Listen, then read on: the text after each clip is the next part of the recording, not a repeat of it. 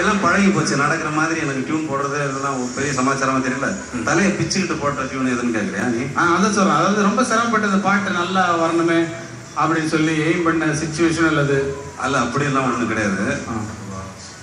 குறிப்பாக சொல்லணும்னா புதிய உத்திகள் வேணால் கையாளலாமே தவிர மியூசிக்கில் யாரும் புதுசு பண்ண முடியாது. ஏன்னா ராகங்கள் பல கோடி எதுவும் புதியலைன்னு நானே எழுதியிருக்கேன். அதனால் அதான் புதிய யுக்திகளை வைத்து நீங்கள் இசைவைத்த பாடல் எத்தனையோ நாங்கள் கேட்டிருக்கிறோம். முதலாக நீங்கள் புதிய யுக்தியை ஆரம்பித்தது நான் நினைக்கிறேன் சிட்டுக்குருவி என்ற படத்திலே என் கண்மணி என்ற பாடல். எனது அபிப்பிராயம் சரியாக இருக்கும் என்பது நினைக்க வேண்டாம். சரிதான். அந்த பாடலிலே உள்ள புதுமை நிச்சயமாக இந்த ரசிகர்களுக்கு தெரிந்திருக்காது என்று நினைக்கிறேன். அதை சற்று விளக்கி சொல்ல முடியுமா? வெஸ்டர்ன் மியூசிக்கில் கவுண்டர் பாயிண்ட்னு ஒரு சப்ஜெக்ட் இருக்குது. கவுண்டர் பாயிண்ட்னா இப்போ ஹார்மனி அப்படின்னு சொல்கிறது more than one note sounded together is harmony. அதாவது ஒரு சாமும் ரீயும் சேர்ந்த மாதிரி பாடினாங்கன்னா அது வந்து ஹார்மனி.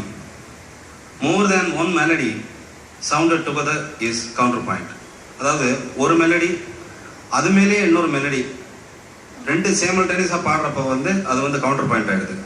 இதில் என்னென்னா கவுண்டர் பாயிண்ட் அப்படின்ற சப்ஜெக்ட் வந்து ஒரு மெலடியை மட்டும் தனியாக எடுத்து பார்த்தா அது ஒரு டியூனாக இருக்கணும், இன்னொரு மெலடியை எடுத்து பார்த்தா தனியாக அது ஒரு டியூனாக இருக்கணும். ரெண்டும் சேர்ந்து பாடுறப்போ அது ஒரு மொத்தமாக ஒரு டோட்டல் எஃபெக்ட் கொடுக்கணும். அதுதான் மெயின் இது. இந்த உத்தியை வந்து சாங்கில் நான் அப்ரோச் பண்ணணும்னு நினச்சி சிட்டுக்குருவி என்ற படத்தில் அதுக்கு ஒரு சுச்சுவேஷன் வந்தது. அதாவது பஸ்ஸில் போயிட்டுருக்கான், அவனுடைய மனசாட்சி இன்னொரு அவனுடைய காதலி எதிர்த்தாப்புல உட்காந்துருக்கா. அவனுடைய மனசாட்சி வந்து அந்த காதலிகிட்ட பேசுது. அந்த பதில் சொல்கிற மாதிரி ஒரு சுச்சுவேஷன் சொன்னாங்க. இதுக்கு என்ன பண்ணுறதுன்னு யோசனை பண்ணி ஒரு கவிஞருக்கு நான் எப்படி வளர்க்குறதுன்னு தெரியல. அதாவது ஒரு மேல் பாடுற லைனை மட்டும் எடுத்து பார்த்தா, ரியல் கேரக்டர் பாடுற லைனை எடுத்து பார்த்தா ஒரு மீனிங் வரணும், இந்த ஆன்சர் பண்ணுற கேரக்டர் எடுத்து பார்த்தா ஒரு மீனிங் வரணும், அதே மாதிரி ரெண்டையும் சேர்த்தா ஒரே மீனிங் தான் வரணும் அப்படின்னு சொன்னப்போ வாலி சாருக்கு கொஞ்சம் கஷ்டமாக இருந்தது. அதுக்காக நானே ஒரு சின்ன டியூனை பண்ணி அவங்களுக்கு புரிய வைக்க வேண்டியதாக இருந்தது.